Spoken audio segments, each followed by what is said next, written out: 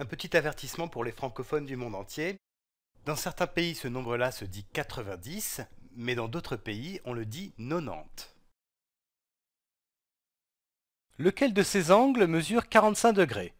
Alors, bon, on a plusieurs angles possibles. Il y en a certains qu'on peut éliminer tout de suite, hein, parce que, par exemple, celui-là, là, que je coche pour l'instant, mais il ne faudra pas que je le coche. En fait, ça, c'est un angle de 180 degrés. C'est un angle plat, hein. 180 degrés, c'est tout cet angle-là. Donc ça, c'est sûrement pas un angle de 45 degrés. Celui-là, on le connaît bien aussi, c'est un angle droit. C'est un angle de 90 degrés. Donc ça marche pas non plus. Alors, maintenant, il faut départager ces deux possibilités qui nous restent. Alors, celui-là, on peut l'enlever aussi, puisque en fait c'est un angle qui est supérieur à 90 degrés. C'est un angle obtus, donc sa mesure est supérieure à 90 degrés. Donc ça ne peut pas être un angle de 45 degrés. Alors il ne nous reste plus que celui-là. Et effectivement c'est assez logique parce que bon, en supposant que les angles sont bien faits, c'est-à-dire sont faits vraiment à l'échelle, eh bien là, en fait, tu vois bien que c'est la moitié d'un angle droit, hein. Si tu te déplaçais, à partir d'ici, tu mettais une autre fois cet angle-là, tu arriverais à quelque chose comme ça. Donc tu arriverais à reconstruire l'angle de 90 degrés. Donc ça a l'air d'être tout à fait la moitié d'un angle droit. Et la moitié de 90 degrés, bah, c'est 45 degrés. Donc a priori, c'est celui-là la bonne réponse. On va voir si c'est ça. Voilà. Alors on va en faire un deuxième. Alors, associer à chacun de ces angles leur mesure. Alors là, il y a plusieurs. Je vais dézoomer un petit peu.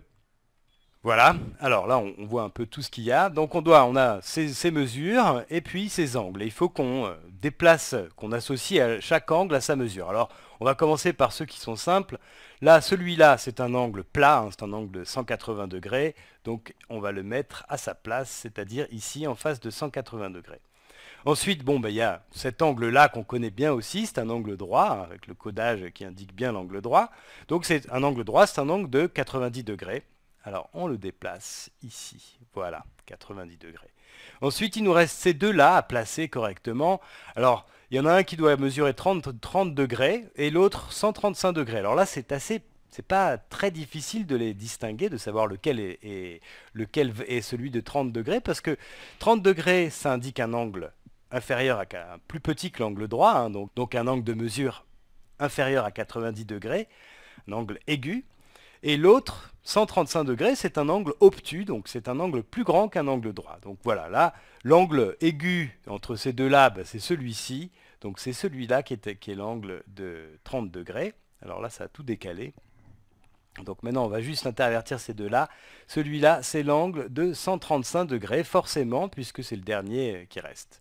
Voilà. Alors, juste une petite parenthèse aussi, quelque chose qui peut confirmer un peu notre intuition là, c'est que si je prends cet angle-là 3 fois de suite, hein, si je la colle une deuxième fois ici, je vais avoir un angle, donc ça sera 2 fois 30 degrés, ça sera un angle de 60 degrés.